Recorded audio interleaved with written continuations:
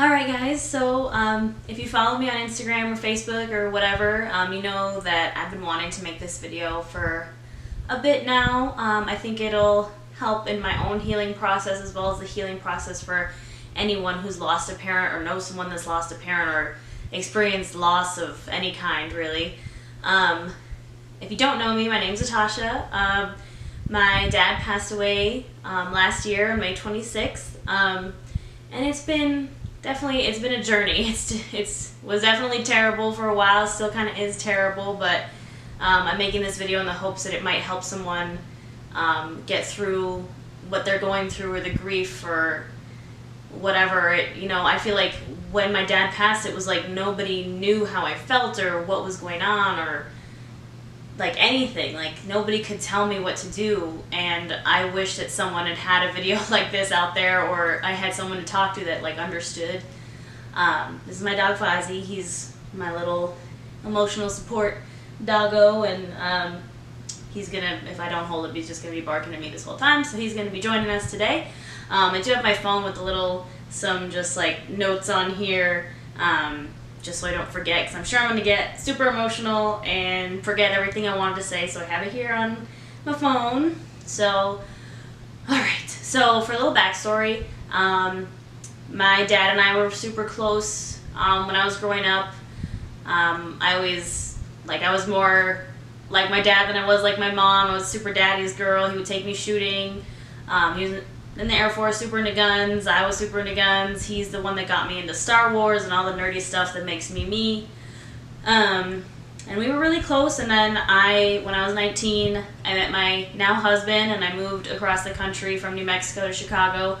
Kind of left him behind. My parents got divorced shortly after, and I moved across the country, so we kind of, got distant. I had a lot of, kind of like bad feelings because of what happened between him and my mom, and just, daddy issues. Like, who doesn't have daddy issues? So when he passed away, it was very sudden. He had a heart attack. Nobody knew it was going to happen. It was just kind of he was only 55. It was a very sudden and traumatic thing. I got the call from his best friend one morning. It was just, it's like indescribable, like the feeling that, your heart just drops and everything. Yeah, I'm already going to start crying. Sorry, guys. But you just kind of, like, I don't know. I can't even describe it. It's such a weird feeling. Like, it's shock. It's, like, sadness, like, instant, just, like, you're just terrified because it's, like, you've never gone through that. I've never gone through this before. It was my first, like, major loss. I just remember instantly started crying, and Fozzie was there, and he knew something was wrong and just came up to me and just sat in my lap. And so I had to call the detective who was there at my dad's house because of the situation. My dad had been laid off from his job, so nobody had found his body for about a week, and until his best friend went to go check in on him. And the detective had to figure out if there was any foul play, so I had to talk to a detective, like, an hour after I'd found out about my dad passing away. And, that's just such a weird experience. And the detective told me that one of our family dogs also passed away with my father because nobody found him for a week. So my dogs were trapped in the house with my dad. One of them had diabetes and she passed away.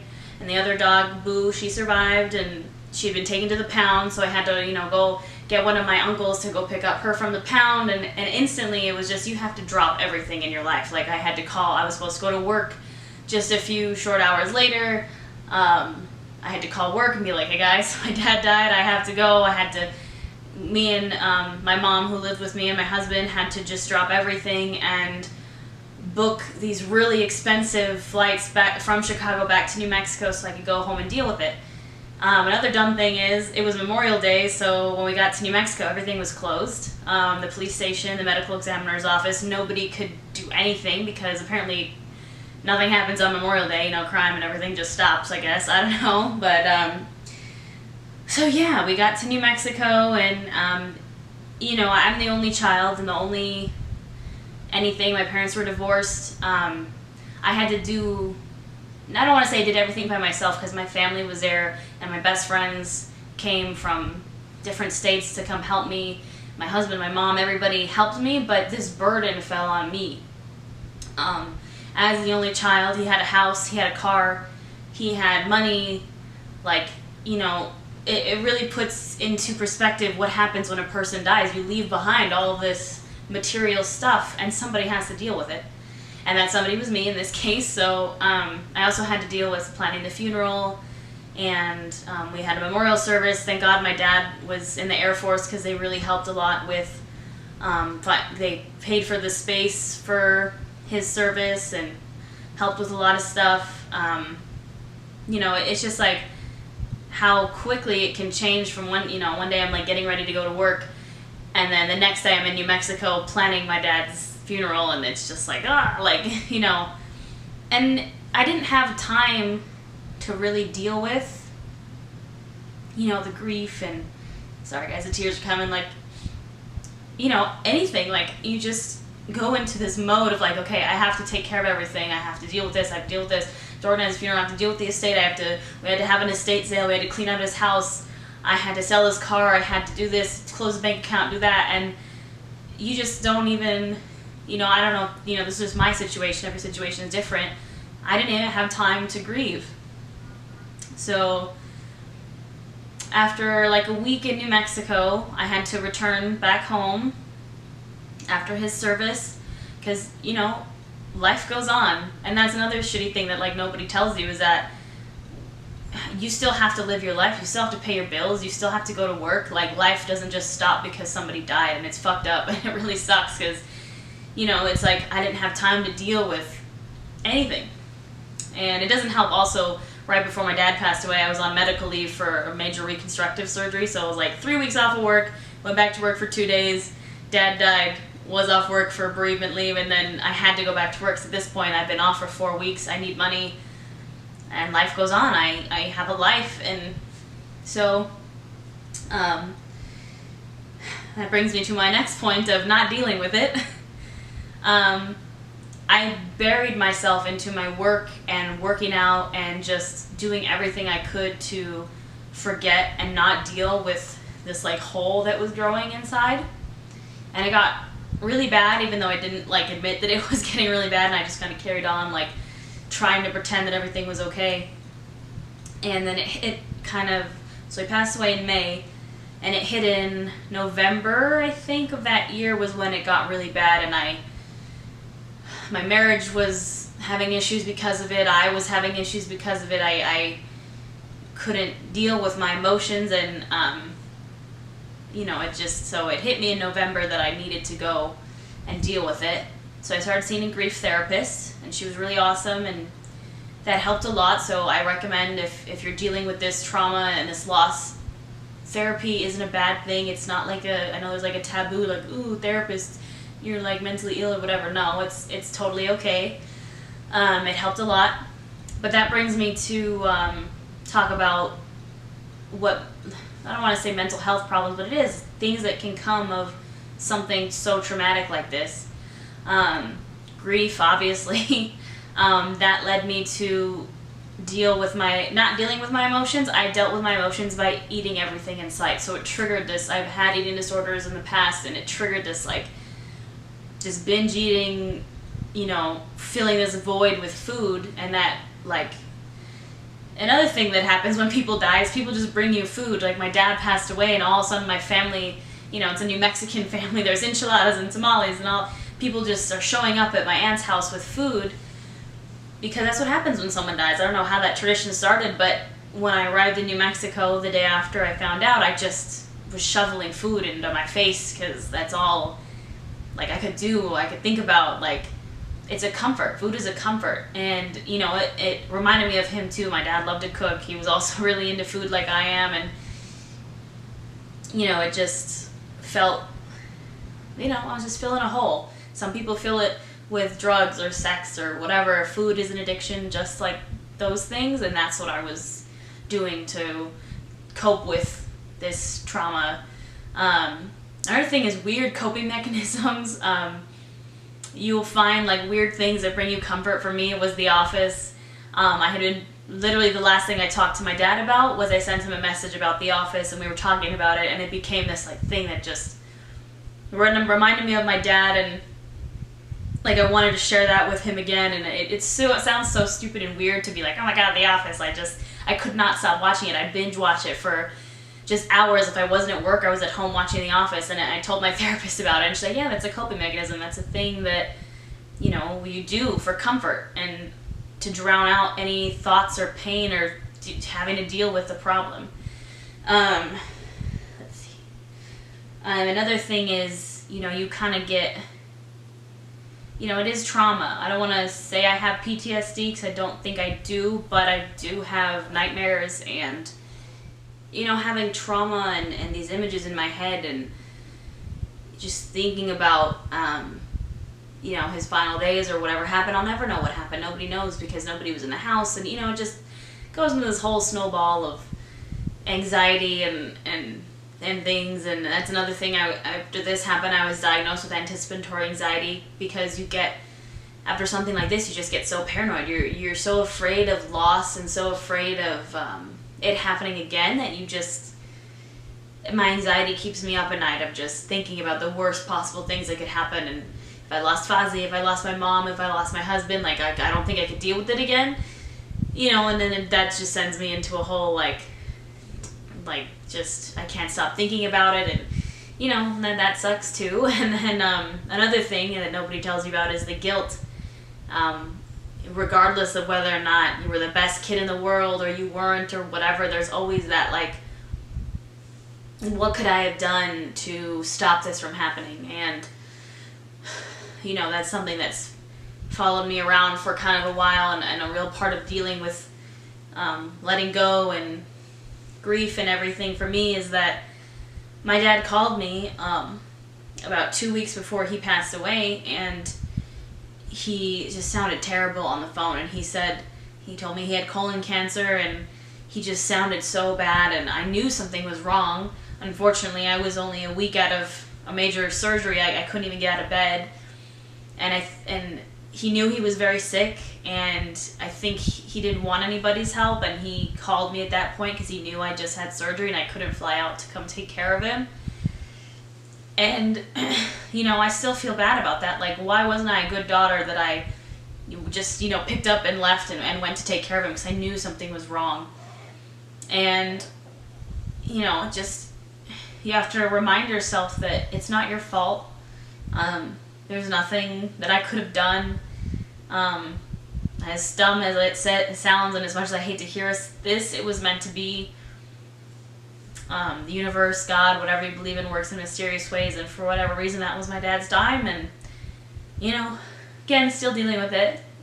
It's a process. Grief is a long-ass process. Let's see. All right, so we'll talk about that. It's a long process. What are the long-term,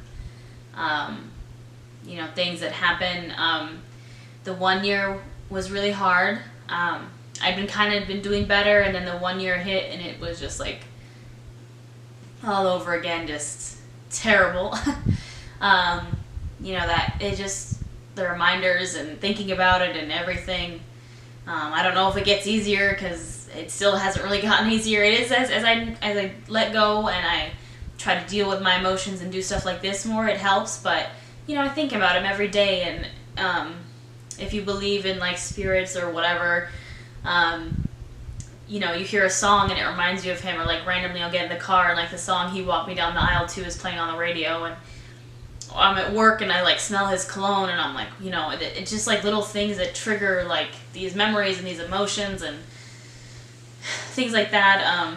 Another thing, if you believe in it, dreams to me are very significant in my life. I'm a naturally lucid dreamer, and dreams have always played a big part in my life. And the night before I found out my dad had passed away, I had a dream that we were trying to get on an airplane together, but he was so far ahead of me and I couldn't catch up to him, and I just saw the back of him, and I was like, Dad, wait.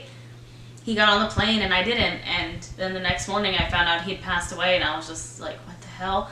And then about a month afterwards, I was really upset because my dad hadn't come to visit me in my dreams yet. And again, my dreams are my thing. I've had other passed away relatives be in my dreams and come visit me in my dreams. You guys probably think I'm crazy, or you don't, but whatever, it's fine. This is just my beliefs. Doesn't have anything to do with yours. I was so upset that my dad hadn't come to visit me yet. I was crying, and I was just like, why? Like, you know, why hasn't he come to see me? And that night, he was there. And you like feel it. It's like he was all like glowing and bright, and I just knew it was him. And he was like, Natasha, like, calm down, like, I'm here, you know. And I told him I love him and whatever, and I woke up crying. And, you know, it was just a crazy experience, and I still have dreams like that sometimes. So, you know, it's like I said, different people deal with their grief in different ways, and whether or not those dreams are real, it's been a help to me in this process. Let's see, what else? Another thing is just how much it changes you and how much you change as a person. I'm a completely different person than I was a year ago. It's like when somebody dies, especially like my dad died at such a young age, it makes you see that life is short and temporary, and all this stuff is just material, and when you die, it doesn't matter. And you know, if it doesn't make you happy, don't do it. And that's kind of been my motto for the past, since he passed away, is that if it doesn't make me happy, I'm not going to do it, because life is short. I could die tomorrow, I could die 50 years from now, but I want to be living my best life. And so yeah, that it just kind of changed my whole outlook on life. It made me a stronger person. When you go through something that fucked up, you just become, you know, you can deal with a lot after that. Like, I can deal with the small stuff, even though it sucks and I complain about it. Like, you can deal with smaller, like, incidences better. Like, the small shit doesn't matter. It's just kind of annoying, and, like, you know, at least it's not a big something like somebody dying. So yeah, let's see, check my little list here. Do things get better is what I have as my last little, like, note. Yes and no. It'll always be there. It'll always be in the back of your mind.